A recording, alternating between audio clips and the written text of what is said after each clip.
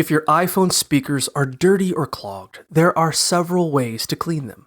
First, you can brush the speaker ports with a soft, bristled toothbrush. If the speakers are extremely dirty, you can use a cotton swab with a little rubbing alcohol. Another option is to use painter's tape rolled into a cylinder to pick up grime from the speakers.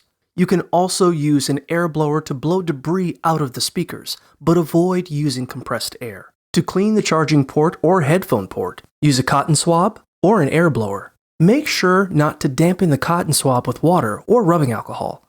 If the sound problems persist, check for foreign objects in the ports and ensure silent mode is not enabled. Removing the phone case may also help if the speaker is muffled.